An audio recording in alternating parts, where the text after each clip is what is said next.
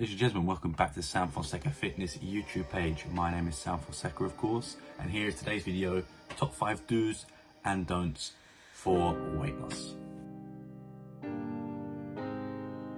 As always, these are just my personal opinions, so they're not being fact checked. It's not from sort of some help guide or anything like that. It's just how I managed to lose 5 stone myself, and if you haven't checked out that video already, it'll be in the description, which is just an introduction. If you don't know who I am, you don't know what I've done, basically, I've managed to lose 5 stone, but everything is in the video below. So yeah, these are 5 do's and don'ts for weight loss. The first do is do be in a calorie deficit. Now, I know that is sort of a loose term thrown around. Calorie deficits is all over Twitter, all over TikTok. You probably don't know what it is. If you don't, it's basically just you burn more calories than you intake.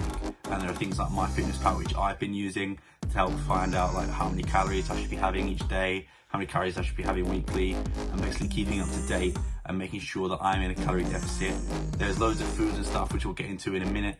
But yeah, first do be in a calorie deficit. Okay, this is a controversial one, but the first don't is don't diet.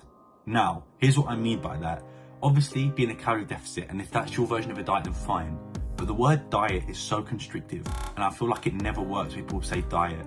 When I think of diet, I think of Weight Watchers and their sins, which is just absolutely abysmal. Like I've seen, like you can get a sin for having toast, but you can't have a sin for having bread. It's something like ridiculous as that. But basically, I think you should get rid of the word diet completely. And for me, it just feels like a restrictive word. Like whenever someone mentions the word diet, you think not eating as much and like not eating enough. The thing is though, with a calorie deficit, you can still eat quite a lot of food, just as long as it is under your calories. And there are things, the substitutions that you can make to your food to like improve it. And also you can bulk up using vegetables, which literally have no calories in it at all. But yeah, get rid of the word diet from your vocabulary, because we don't want it here. All we want is calorie deficit. So whenever someone says to you like, are you dieting? You say, no, I'm in a calorie deficit, because that is the best way to lose weight. And I have always hated the word diet. Here's representation of what you should do when someone says, are you on a diet? Or whenever you think of the word diet.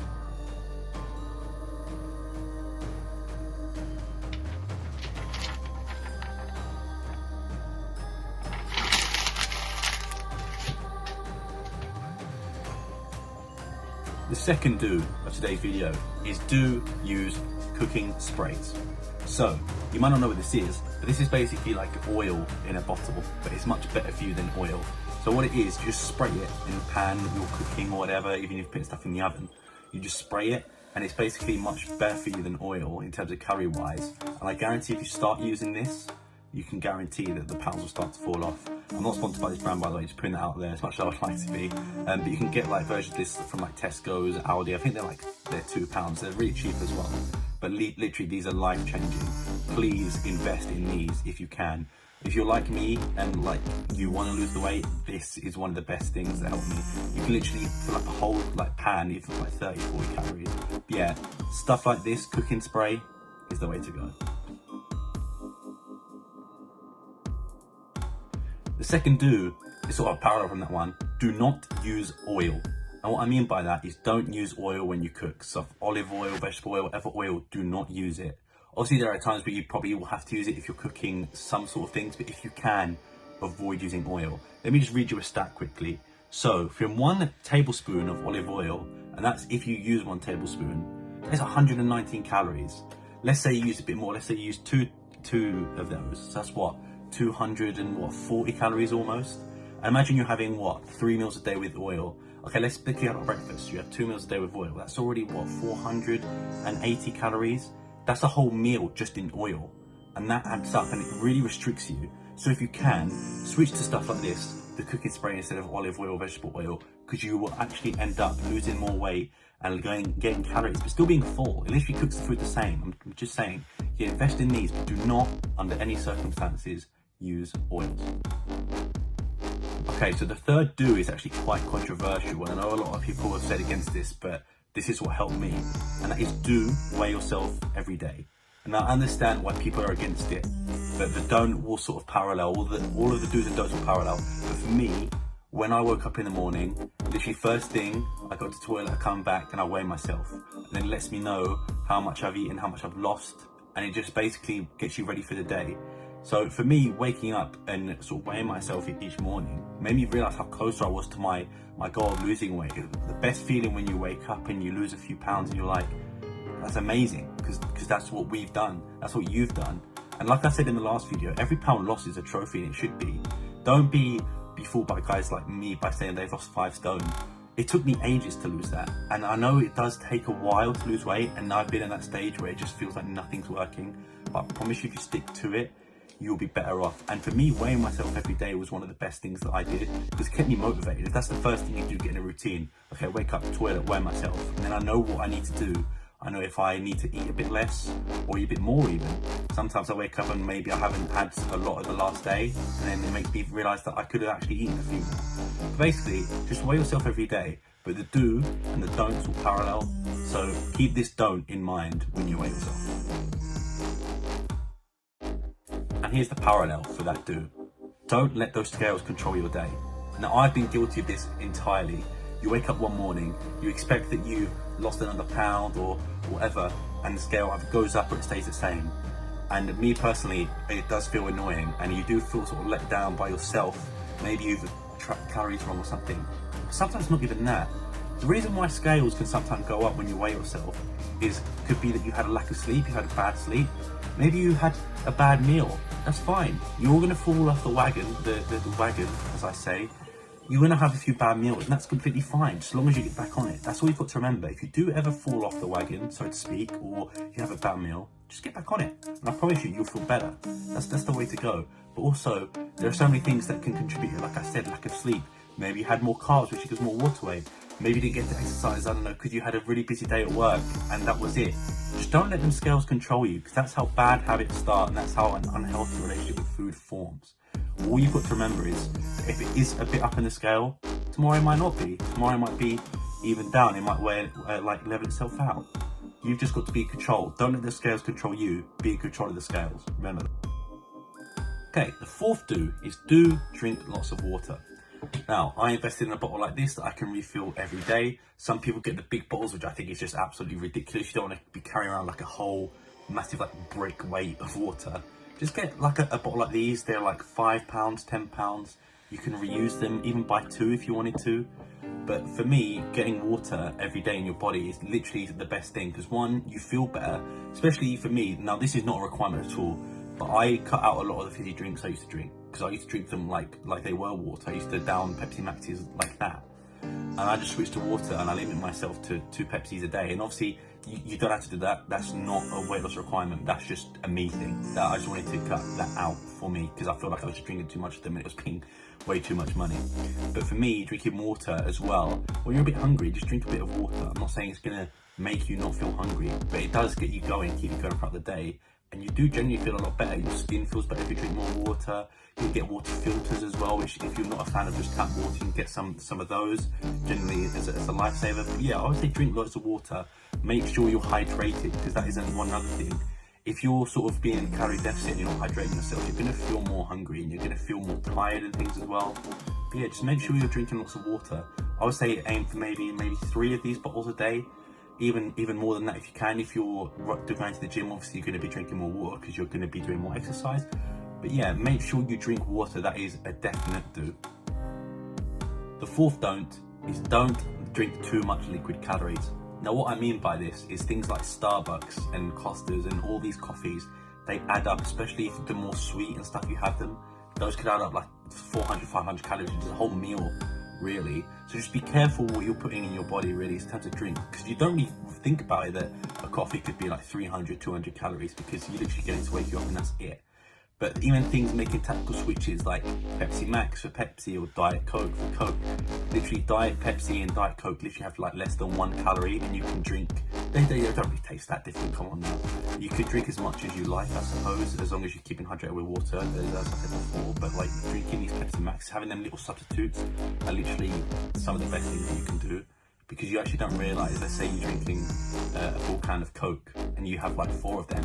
Again, those calories do add up, and liquid calories are the worst for them, because like even if you get like a drink from Starbucks, it doesn't fill you up, does it? You still feel hungry, you can still feel thirsty really, because it's literally just making you more thirsty. But at the end of the day, just watch out for them liquid calories.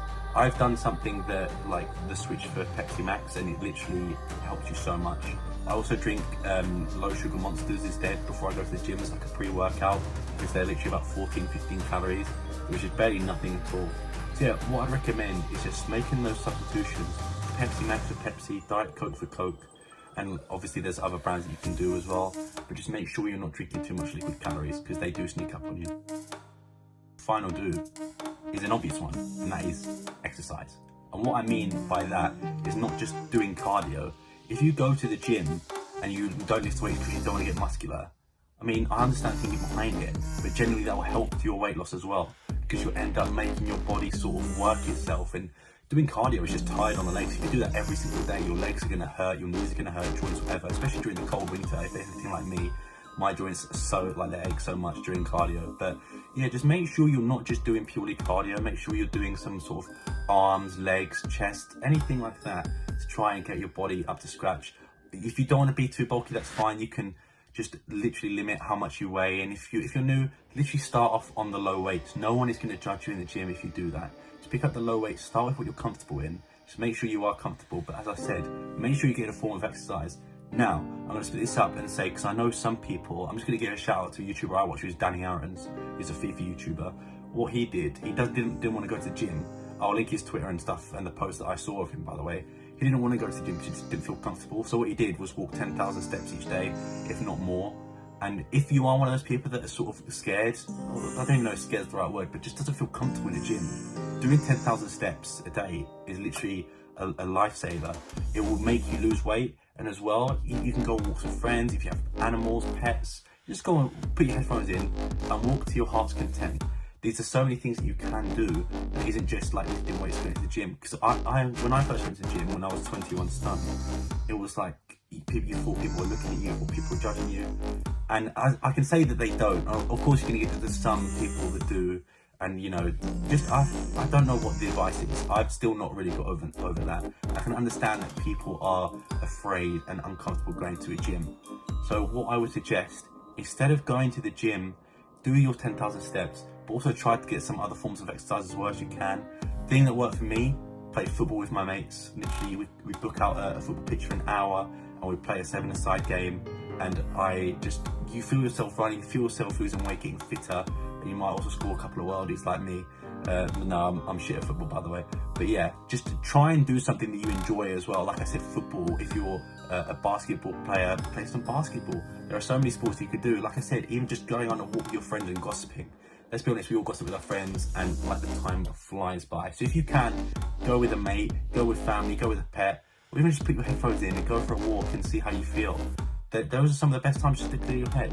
So, number 5, do exercise. The last don't and the last of this video is do not be too hard on yourself. Generally, guys, I understand what it's like. You want to lose weight and you want to do it like that. Do not think it's going to be that easy. And I'm sorry to say, I wish there was another way. I see all them TikTok videos about drinking, is it apple cider vinegar? And like drinking lemon with tea. And by the way, those are all bullshit. If you ever fall for them scams, I'm sorry, that's really not, it's not going to work. Let's be honest. It is literally, it takes time. You have to be in the right mentality. And like I said, it is a marathon, not a sprint. And that's the way you got to look at it. It took me a year to lose 5 stone. And that was pretty much everything on a calorie deficit all the time. I went on 2 holidays where I literally just ate whatever. So in between that, I could have been more, but guess what? I enjoyed those holidays. I wasn't hard on myself. I went to Greece, I had tzatziki, and I had all the amazing food that Greece has to offer. Just don't be too hard on yourself. I can't keep repeating it because otherwise the video will be ages. But literally, you should be your biggest supporter. Don't let anyone else control what you're doing at the gym. Don't let me take it. If you listen to this video and you're like, I don't agree with that, that's fine.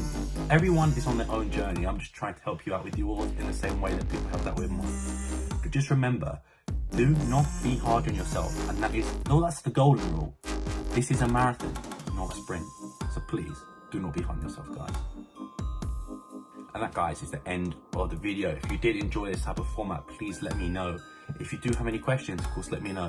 There's Twitter at @SFonseca Fitness. There is TikTok with the same, Sam Fonseca Fitness, and obviously my YouTube comments are open too. If you do have any questions, let me know. If you have any feedback for me, let me know. And I really hope this video was helpful. Obviously, like I said, everyone's on their own journey. I'm just here to try and help. Obviously, you don't have to agree with everything I say. I'm not an expert. This is just my opinion.